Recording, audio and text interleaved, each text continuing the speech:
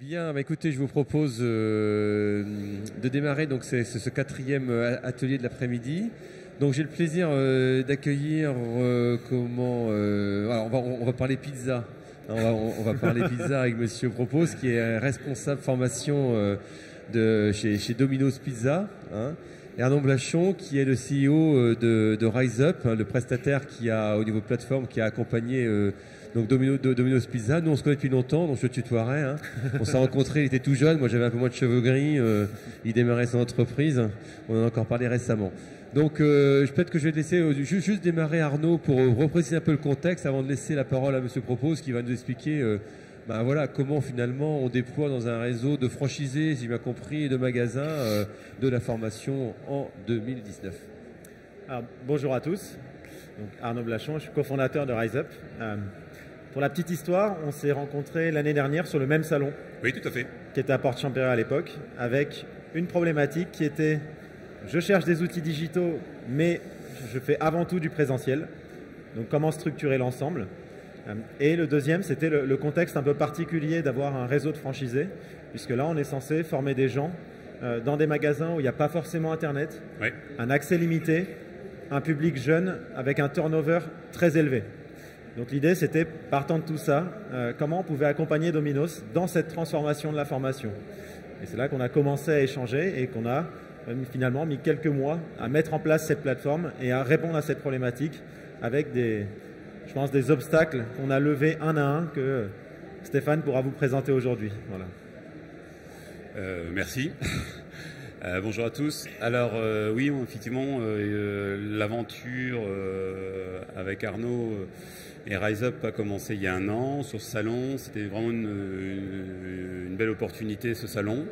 Alors, on va resituer un petit peu les choses. Aujourd'hui, Domino's Pizza, c'est 387 magasins sur l'ensemble du marché français, avec environ 15 à 20 collaborateurs par magasin à former. On est aujourd'hui numéro 1 sur le marché de la livraison et de la pizza. Et notre problématique, qui est, je pense, vous allez être d'accord avec nous, c'est le fait de garder un produit constant ou une culture constante sur l'approche. C'est la grosse difficulté, c'est que vous avez envie de vivre la même expérience que vous soyez à Paris ou à Bordeaux ou à Marseille, ce qui est la grosse difficulté parce qu'en même temps, on a la chance de travailler dans la restauration rapide avec un turnover qui est extrêmement important, on doit être autour de 300 à 400%. Donc voilà, la réalité aujourd'hui pour un service de formation comme nous, c'est de réussir à former des équipes qui ne sont pas forcément les nôtres, puisque ce sont des équipes de franchisés. Et on ne peut pas accéder, ou je dirais, ou atteindre, si on peut dire ça comme ça, chaque candidat. Donc on a travaillé pour resituer aussi, je vais resituer un petit peu la Domino's Academy. La Domino's Academy, la culture de la formation a toujours existé chez Domino's. Le premier manuel de formation est sorti en 1972 et puis ça a toujours perduré puisque ça faisait partie de la stratégie pour une question d'uniformité de produits, de qualité et d'engagement, puisque la valeur chez Domino's, c'est les hommes. Ce qui fait la différence, c'est vraiment les gens, comme dit Patrick Doll, qui est notre ancien président monde. Donc on a vraiment à cœur de réussir à tenir les équipes et à leur donner ce qu'il faut pour réussir, puisque c'est vraiment une belle aventure. Le côté très américain veut dire aussi peut-être, c'est aussi la belle success story, mais on va pas se mentir, si on ne forme pas nos équipes, aujourd'hui 65% de nos franchisés sont des gens qui ont commencé en tant qu'employés, en tant que livreurs. Donc vraiment, les équipes, l'humain chez nous est très important, d'où l'importance de la formation liée à la stratégie. Voilà un petit peu. Alors sur le marché français, on est passé en 2006, on a commencé à avoir un numéro d'agrément d'organisme de formation. On a travaillé depuis de nombreuses années sur le sujet. On a beaucoup travaillé au départ sur des métiers, sur des formations module métier en présentiel. Et puis en 2015, on a transformé cette école qu'on a appelée la Domino's Academy avec à la fois, on a gardé notre numéro d'agrément, mais on a développé l'organisme de formation avec l'OPQF, la certification. Et également, on a eu un numéro de la DRAF pour tout ce qui est formation liée à l'hygiène. Donc voilà un petit peu pour situer vraiment une envie, le fait déjà de transformer un service formation en une vraie entité, une vraie volonté de démarche, culture, d'accompagner les gens, les hommes avec un grand H autour de ça. Alors maintenant on est au 21e siècle, le réseau a grandi, je suis rentré pour ma part en 2010 chez Domino's Pizza, on avait 180 magasins, aujourd'hui on a 387 magasins. Autant on peut réussir à avoir à peu près chacun dans des situations de formation présentielle salle, aujourd'hui ça devient plus compliqué. Ça plus compliqué parce que plus de magasins, plus de monde, mais ça reste essentiel. Il faut réussir à pouvoir jongler sur l'ensemble. Alors nous on a vraiment cette volonté, et là, une des volontés aussi, j'avance sur les slides, c'est ça.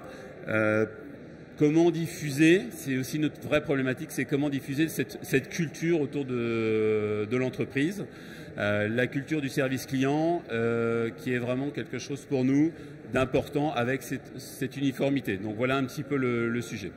Alors on s'est posé la question de se dire, service formation, on grandit, on s'équipe, mais en même temps, on souhaite pouvoir répondre à différents besoins. Alors c'est vrai qu'au fil de temps, 2006, 2010, 2015, on a adapté quelques supports, on a fait un premier niveau de transformation qu'on peut dire, c'est-à-dire on a mis de la vidéo, on a fait des webinaires, on a utilisé des pages Facebook, ça c'est un premier niveau de transformation. Mais c'était pas assez vite, et je pense il faut repenser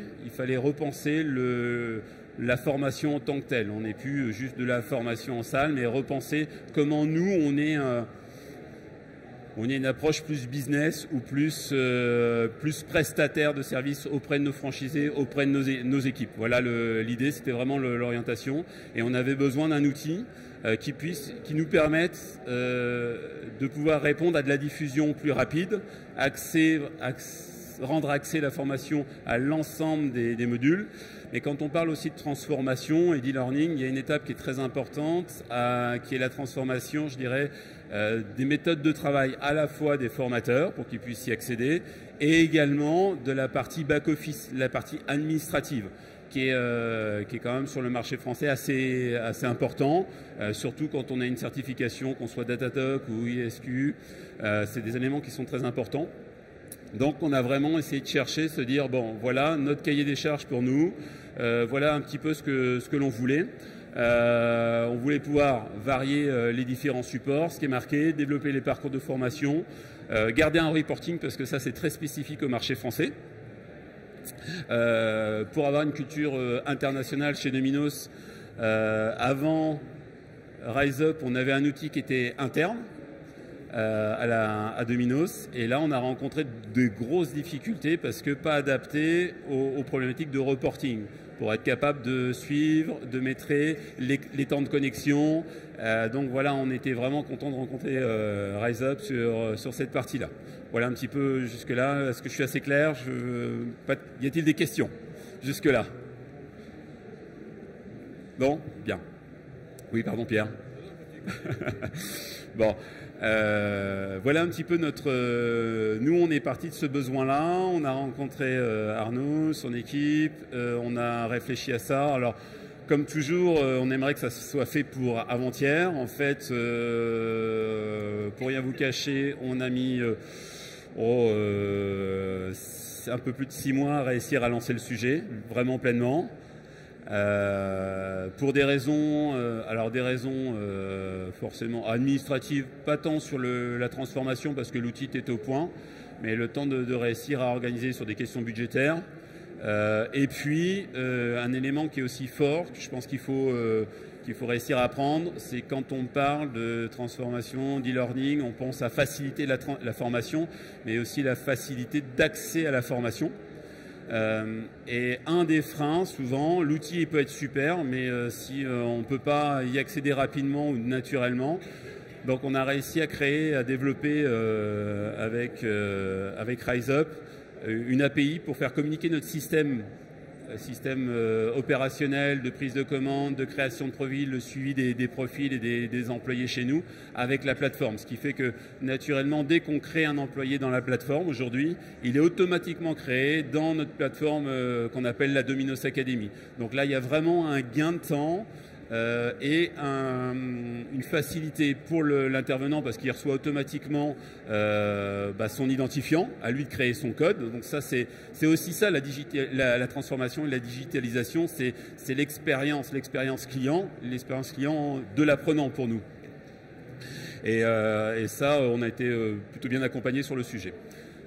Et du coup, je pense qu'il y avait un point qui était important aussi, c'est que la personne soit, par rapport à son franchisé, automatiquement lié au bon endroit dans le bon système. Parce que si vous êtes obligé d'avoir 3 personnes chez Domino's qui vont aller relier la personne au bon manager, qui vont lui lier les formations en fonction de son job à l'intérieur d'un Domino's ou autre, je pense que déjà on a perdu le pari de la transformation digitale qui est de gagner du temps. Et ça nous a pris du temps à le mettre en place au départ. Voilà. Néanmoins, aujourd'hui, quand une personne arrive, en fonction de son profil, en fonction de son job, en fonction de son magasin, elle a automatiquement les bons parcours de formation et est rattachée au bon manager également. Et là, on est dans les bienfaits de la transformation digitale qui est qu'on gagne du temps. Voilà. Complètement. C'est pour ça qu'on a pris du retard sur le projet, ce que dit Arnaud. Il vaut mieux perdre un petit peu de temps, bien réfléchir à ce que vous voulez. Quand on parle de parcours client, aujourd'hui on parle de parcours client souvent dans une boutique, mais le parcours client il est aussi en amont, il est chez nous, nos propres employés qui sont nos premiers clients et ça il a fallu vraiment réfléchir à cette étape-là. Vraiment posez-vous comme des responsables de business et de vous dire qu'est-ce que je peux améliorer pour mon client, qui sont mes clients et comment je peux aborder le sujet. Voilà un petit peu sur cette étape-là. Je crois que j'ai apporté à peu près tout le système, l'automatisation, les classes virtuelles.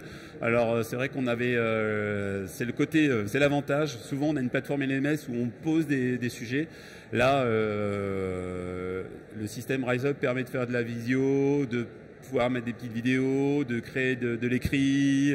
On a vraiment ce mix qui est très facilement réalisable, accessible. Et pour nous, ça a été un petit plus où jusqu'à présent, sur l'ancienne plateforme qu'on avait, qui était une plateforme très dédiée Culture Domino's, on mettait du fichier SCORM. Alors c'est super, mais c'est un fichier SCORM qui dure 30 minutes ou qui dure 1h30. Même si on a beau dire on peut faire des coupes, on met des petits tests, on essaie de varier.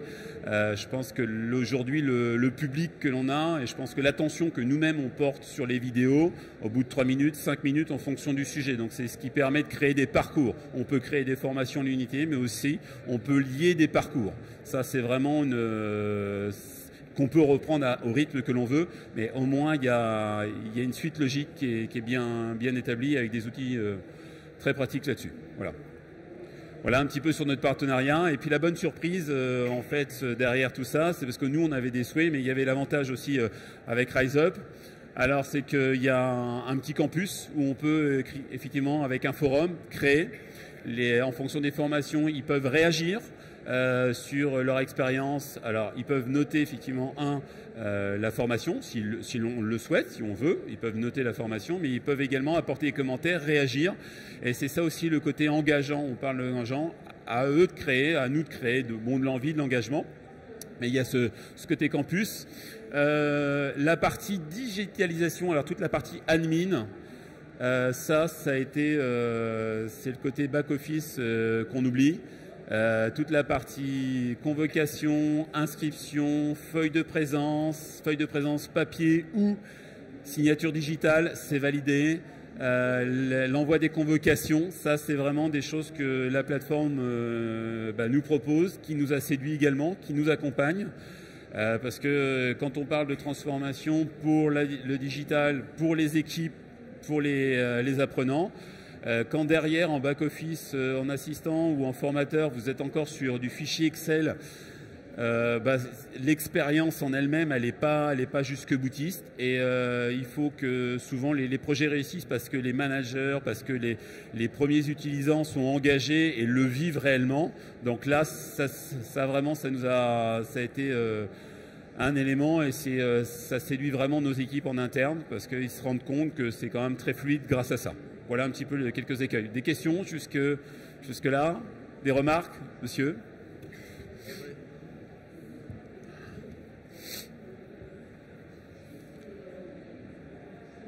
Oui, bonjour. Moi, j'organise des formations présentielles dans le monde plutôt brassicole. La question que je me pose par rapport à ce que vous avez expliqué sur la création automatique du profil, ça arrive où chez eux quand vous avez quelqu'un qui rentre dans votre back-office ou dans votre administratif général, quand vous créez le profil d'une nouvelle personne entrant chez vous, comment ils arrivent à connecter du coup ce nouveau profil dans l'académie? Est-ce que ça arrive sur leur adresse mail perso? Est-ce que c'est un compte qui leur est créé à part en ligne? Comment c'est généré? Alors effectivement, ça c'est un élément, donc on a créé une API qui renvoie les éléments dans la Dominos Academy. On a référencié le nom, le prénom, la position, c'est-à-dire le poste, et l'adresse mail. Là, c'est toute la subtilité, encore une fois, je dirais, du marché français.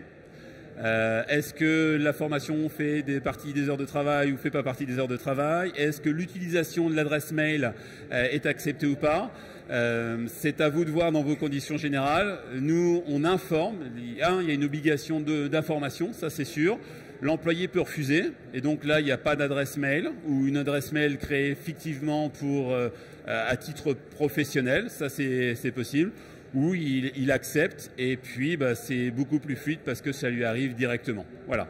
Là, il y a de toute façon, à la première connexion, même si éventuellement il y a eu un trou dans la raquette, si on peut utiliser l'expression, il y a les conditions générales qui doivent être validées et qui doivent être lues. Donc là, on a fait en sorte de vraiment d'être, je dirais, très, très sûr et pas intrusif. L'idée, c'est que ça soit dans l'accompagnement.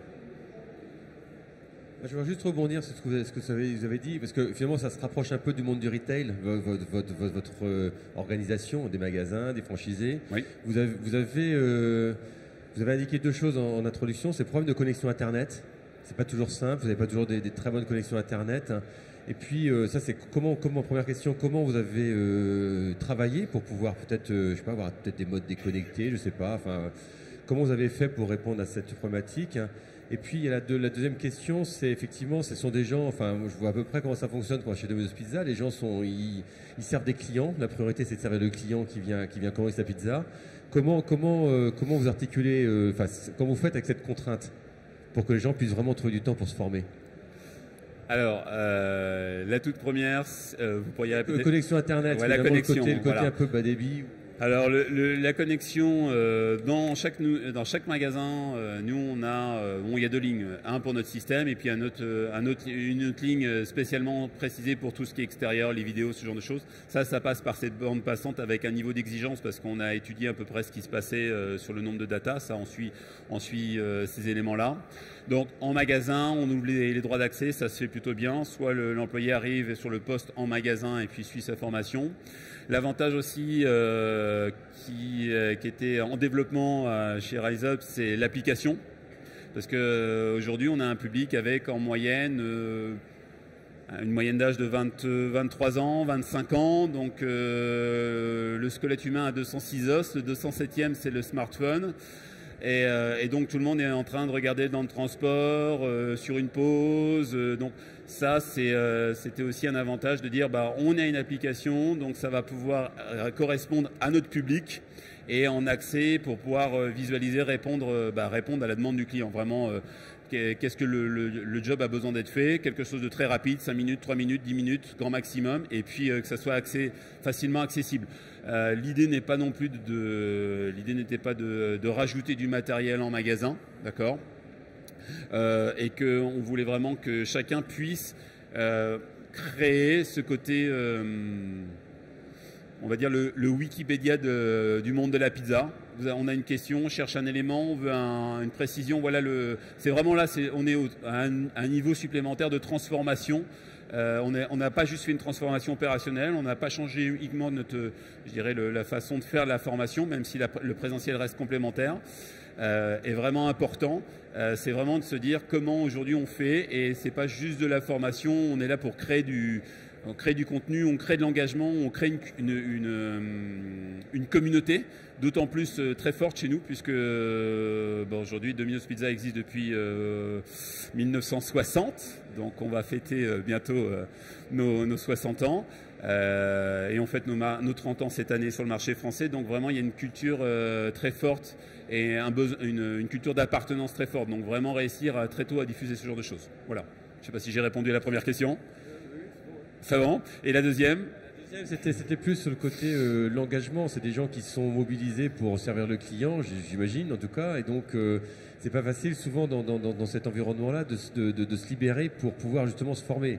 Alors, est-ce qu'ils se forment justement dans les transports parce que c'est mobile? Est-ce qu'ils se forment sur le lieu de travail? Dans quelles conditions, quoi? Alors ça, je dirais que de manière générale, on prévoit du temps de formation. D'accord, on dit il faut. Nous, on annonce les temps de formation sur 30 minutes, 1 heure, et en fonction du poste, il y a besoin de tant d'heures de formation pour accéder ou pour avoir un minimum de compétences. Ça, c'est l'élément. Après, ils sont libres de le faire à peu près comme ils le veulent. Ça peut être saccadé, ça peut être d'un bloc. Là, franchement, on ne le maîtrise pas. Au mieux, ça se fait plutôt bien, puisque je dirais en bonne intelligence. Voilà un petit peu, si je sais pas, j'ai pas vraiment répondu, mais c'est la difficulté du public aussi qui bouge beaucoup. Ouais. C'est vraiment alors je sais pas quels sont vos profils d'engagement, mais nous on est vraiment sur la génération Y que vous commencez à voir arriver sans doute en magasin. Nous on l'a depuis un petit moment. On vient pas, on a envie. L'intérêt aussi, ce que je voulais réagir, merci Pierre, c'était le fait de dire que le fait de pouvoir accéder très tôt dès la création dans le système fait que dès le premier jour, la première minute, la personne peut comprendre ce qu'on lui demande et donner du sens. Quand on parle de formation, c'est donner du sens. Et elle va dire, mais on me demande de me laver les mains, on me dit ça c'est important sur la livraison, le sourire. Très tôt, elle peut avoir une réponse. Et je pense qu'on arrive à obtenir un meilleur engagement des personnes si on leur explique très tôt ce qu'on attend d'eux. Alors forcément, il y a une posture managériale ou une posture de formateur pour accompagner, ça c'est évident. Mais je pense que cette génération-là, ou les jeunes générations, aujourd'hui, quand on a besoin d'un mot, on ne sait pas, on va sur Google et on tape le mot et puis on trouve la définition. Donc nous, on est dans un secteur plus spécifique, donc il faut aussi répondre à ça. Quelque part, on peut dire, mais la concurrence, elle est un petit peu partout. On peut dire que presque Google est un concurrent parce qu'on va pouvoir trouver de l'information. Donc se dire comment je peux aller chercher ou répondre aux réflexes que mon public a déjà là-dessus. Voilà. D'autres questions dans la salle? Monsieur?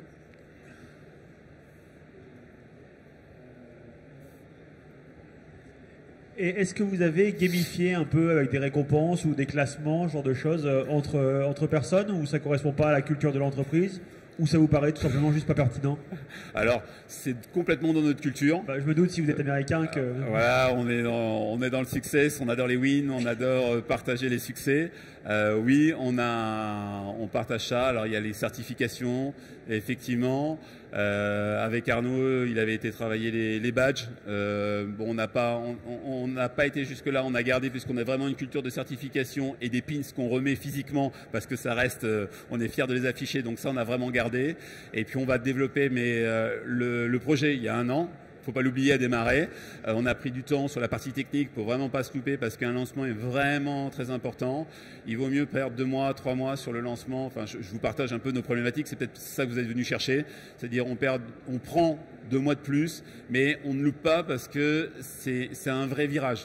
C'est un vrai virage d'engagement. Si vous loupez le virage, ouais, bon, c'est un truc, c'est encore un flop, c'est un soufflé et ça va pas prendre. Sauf que vous, derrière, vous avez engagé, vous avez prévu une transformation. Donc vraiment, faites attention à prendre le temps et puis à créer de l'engouement. Ouais. Alors, nous, c'est un public... Alors, c'est notre culture. On a une culture américaine sur les wins. Et puis, on a une génération qui aime les pins, qui aime les récompenses, les badges, les bracelets, les lacets. Enfin, donc, ça, on a en complément, oui, bien sûr.